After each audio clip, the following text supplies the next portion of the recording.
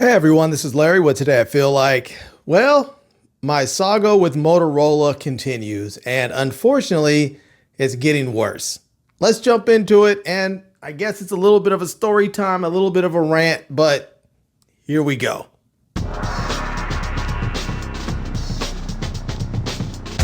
So, a little bit of a catch up. For those of you who weren't watching before, didn't know, I bought a Motorola Razr Ultra, and I have a problem with the lens. The lens got scratched, or it arrived scratched. I think it arrived scratched because I never dropped it, never banged it against anything. It just had a scratch. And so they were giving me all kinds of grief. They were trying to charge me $900 to fix a camera on an $800 phone. Complete repair scam. It was utterly ridiculous. Well, I eventually sent it in and they fixed it for free. Now, the phone is on its way back. They said I should receive it tomorrow by noon. So there you go. Now, here's where things get worse. I bought this phone because I was able to do a trade. I have hopefully they send it back, but I have a OnePlus Open, and they said they were going to give me $375 for that phone. And so I was like, great. The phone originally was on sale for $799.99. The Motorola Razr Ultra was on sale for $799.99.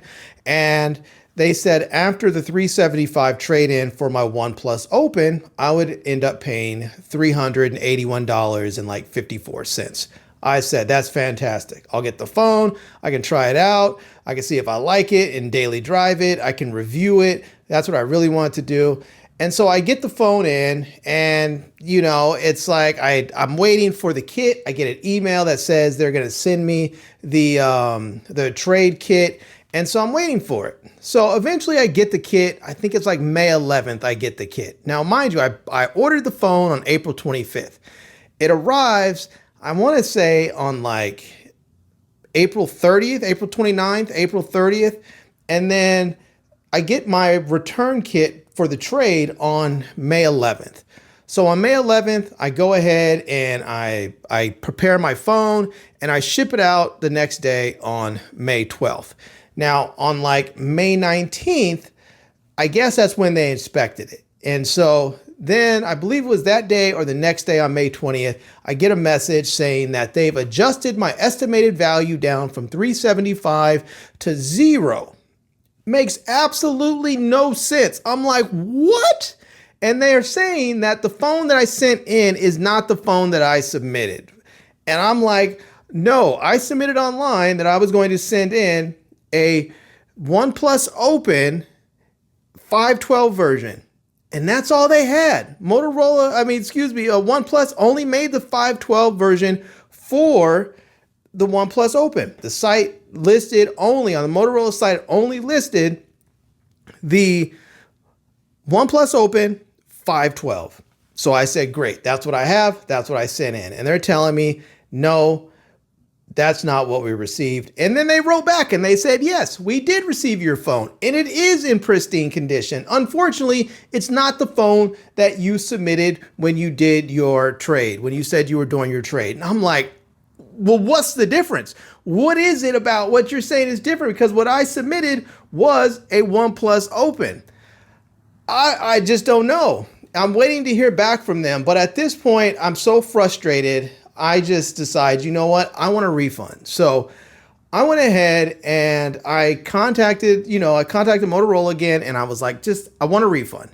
I just want to go ahead and return it. This stuff has been too much. And I said, if I can't get the trade, it changes the calculus for me financially. I need a refund. And so they say, well, we can't give you a refund because it's past the 14-day return period. And I'm like, oh my God. And so I've explained to them that I could not have possibly have gotten this thing and returned within 14 days. I couldn't have found out my trade value and gotten it returned within their 14-day return period because I received the phone, I think it was on April 29th.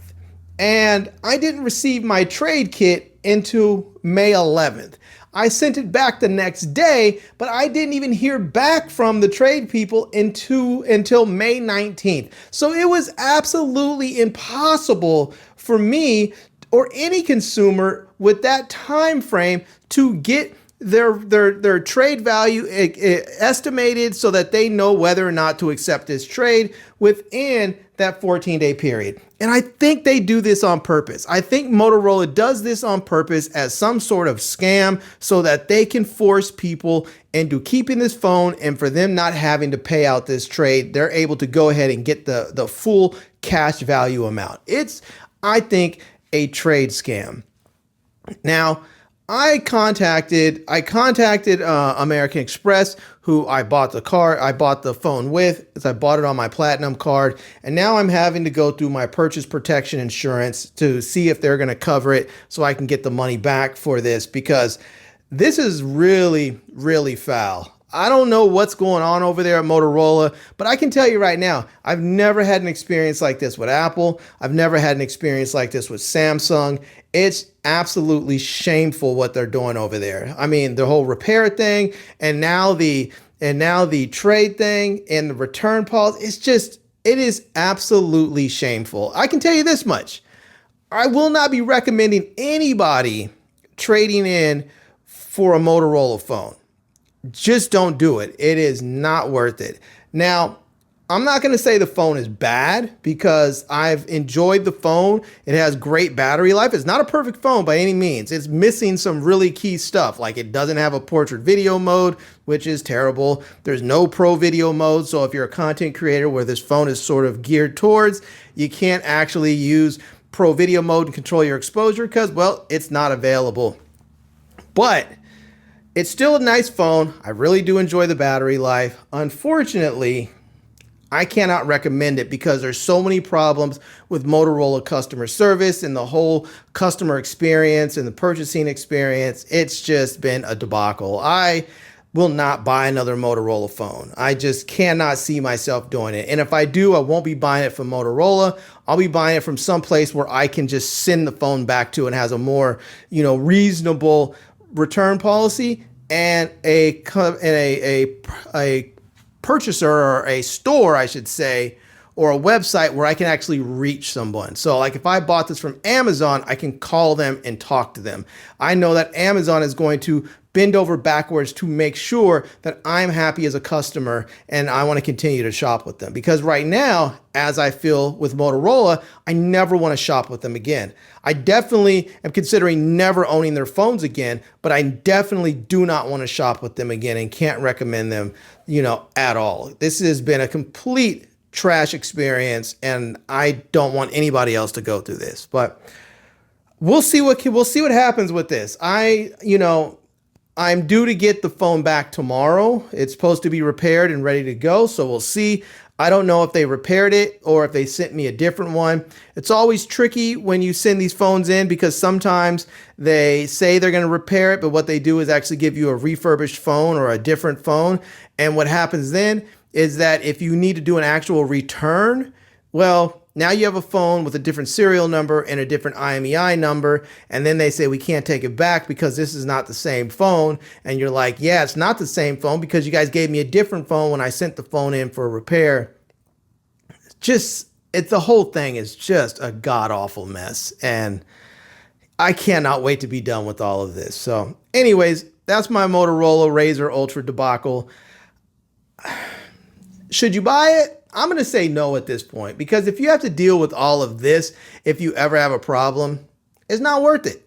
It's really just not worth it. And I can tell you from personal experience that if you have an iPhone or you have a Samsung phone, that your customer service experience will most likely not be this. Now, I can't speak to some of the other brands like OnePlus or Google Pixel, because I haven't had a problem with any of those phones. I've never had a problem. Like I had a Pixel 7 Pro, no problem with it. Worked fine.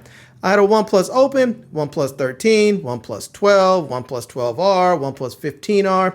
Never had a problem with any of those phones, so I have not had to deal with any of their customer service at all. And I guess that says a lot in itself. So there you go. Well, there you have it, everyone. That is my continuing saga, my continuing debacle with Motorola and their customer service and trying to get this phone functioning properly and get it now returned. And I don't know, I might end up, if they won't take care of it and American Express covers it with my purchase protection, I might just end up with the phone, you know, the price of the phone refunded back to me. Now, I don't know if I'm gonna have to send this phone to American Express after they refund the price back to me, if they cover it on the insurance or if they just let you keep it. I don't know. But what I can say is that I just want this whole thing to be done. And yeah, so I'll keep you updated. Hopefully I get the phone back tomorrow. Hopefully it's fixed and everything works out great. We'll know tomorrow. Anyways, until then, I'm gonna not leave links to Motorola because I don't want you guys to go and experience this the same way I have. So I'll leave links to my Amazon page and all my social media contacts and everything down below in the video description. I'll also leave links to, I don't know, that's it. I'll leave links to that. Anyways, I hope you enjoyed this video. If you did, please give it a big thumbs up and please subscribe to this channel and follow me on Instagram. And I am Larry with Today I Feel Like. Thanks for coming back to see me. Come back and see me soon. And until next time, love, peace, and hair grease. Peace.